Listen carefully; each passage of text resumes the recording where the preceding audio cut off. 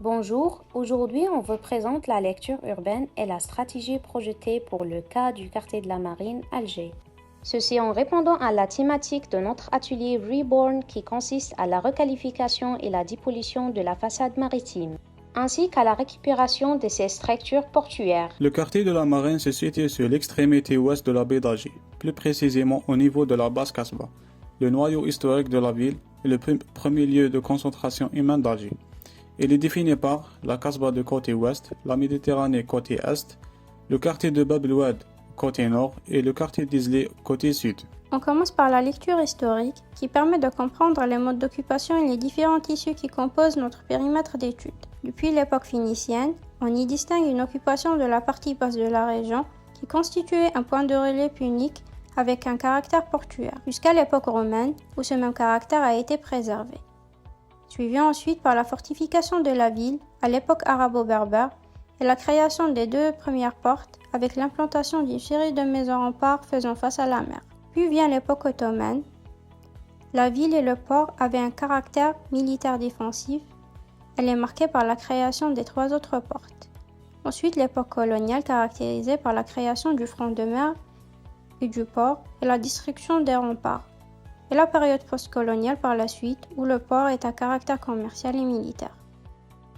Pour les plans futurs du réaménagement de la baie d'Alger, la zone est destinée à acquérir de nouvelles activités axées sur le tourisme balnéaire. Comme synthèse que le quartier de la Marine présente une situation privilégiée de par sa position charnière entre la ville historique et la mer, sa centralité par rapport à la ville et sa facilité d'accès. Il recèle ainsi d'importantes potentialités historiques et paysagères. Ensuite, l'analyse du quartier de la Marine qui commence par une étude environnementale, une analyse urbaine et une synthèse de potentialité des problèmes de site. On commence par la topographie. Le quartier commence par une pente d'une forte dénivelée venant de la haute Casbah qui va s'adoucir tout en se rapprochant de la côte, où elle devient relativement douce et sera rattrapée par deux niveaux, pour arriver en bas avec une pente très légère qui forme un plateau presque plat. Par rapport à l'étude du climat, le quartier de la Marine bénéficie d'un climat méditerranéen. Une période pluvieuse en hiver et chaude à la période estivale. Avec des radiations solaires intenses, le site est aussi caractérisé par un taux d'humidité élevé de la proximité de la mer et une exposition au vent dominant froid. Soufflant de côté ouest pendant les saisons automne et l'hiver, les vents frais d'été soufflant de côté est et nord-est. Pour l'accessibilité, le quartier bénéficie d'une très bonne accessibilité vu sa position stratégique entre l'est et l'ouest de la capitale. Il est accessible par avenue Zéro Youssef et la route nationale numéro 11, ainsi que la ligne maritime. Son accessibilité facile est due aussi à la diversité de ses systèmes de circulation assurés par des voies desservies, telles que les ruelles, les escaliers à caractère piéton, les rampes, les passages piétons sur galeries et aussi les passerelles au niveau du port. Il bénéficie aussi d'une importante multimodalité très bien desservie en termes de moyens de transport, ce qui lui confère un statut particulier permettant un afflux important et aisé des masses. On retrouve les stations de métro, la gare de train, les voies mécaniques automobiles ainsi que les stations de taxi et de bus. Le quartier se caractérise par une diversité et une hiérarchisation de voies mécaniques. Nous retrouvons des voies de transit qui relient la partie est et ouest de la ville d'Alger, ainsi que les voies de desserte qui assurent la liaison du quartier. On peut citer rue de Bab Azoun, rue Bab el-Oued, le boulevard Che Guevara, l'avenue de 1er novembre, rue Saadi et Mokhtar Ben Hafid et la rue de Amara Rachid.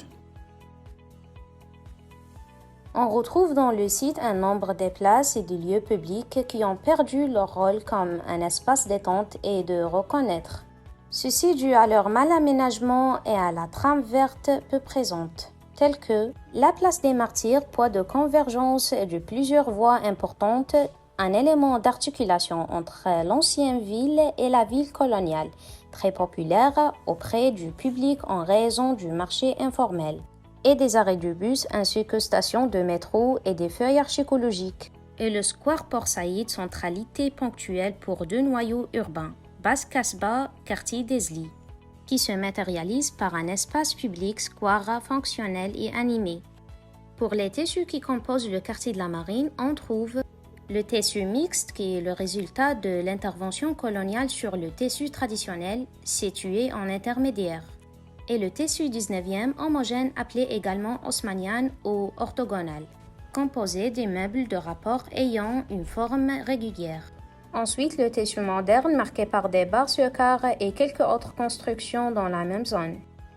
Le quartier de la Marine présente un potentiel très important vu la présence d'une variété d'équipements qui marquent le patrimoine historique de la ville.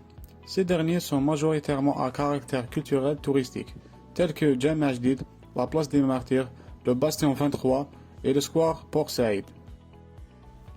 En ce qui concerne le système bâti, il est présenté par un alignement des bâtiments tout le long des rues. Les immeubles constituant le site sont de base quadrangulaire, voire carrés, le plus souvent organisés autour d'un patio. Ce système bâti est de type planaire. Et pour les vocations de ce dernier, on constate que les vocations du bâti dominant sont administratives et résidentielles, ainsi qu'une forte présence de bâtis à vocation patrimoniale et de valeur historique, ce qui rend la zone attractive du point de vue touristique et culturel. Notre étude par la SWOT en citant les atouts, les faiblesses, les opportunités et les menaces qui caractérisent le quartier de la Marine. On a comme atout la nature de terrain, les valeurs historiques et architecturales, l'existence des vestiges et des monuments historiques, la polyfonctionnalité et les activités urbaines. Comme opportunité, on a la position centrale et stratégique, la communication avec la mer à travers le port, l'orientation stratégique vers la mer, ainsi qu'un bon ensoleillement et une bonne aération. Comme faiblesse, on a la manque de végétation, le manque d'aperçus visuels sur la mer, la dégradation de la richesse historique, architecturale et culturelle, un déséquilibre spatial de la rue, un manque d'aménagement de rue, des places et des mauvais états de mobilier existants, ainsi que les bâtiments à grand gabarit créent une barrière physique et visuelle sur la mer. On peut citer comme menace que le quartier est une zone de forte sismicité. Il a un risque d'inondation, le climat froid en hiver et chaud en été, la pollution provoquée par les bateaux et les moyens de transport, ainsi que la dégradation de cadres bâtis.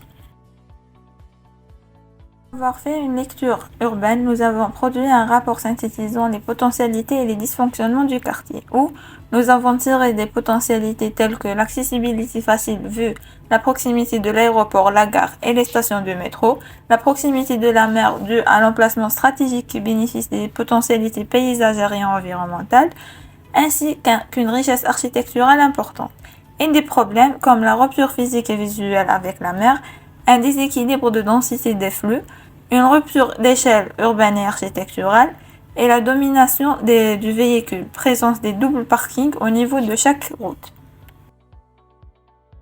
Ces derniers nous ont induits à poser la problématique suivante.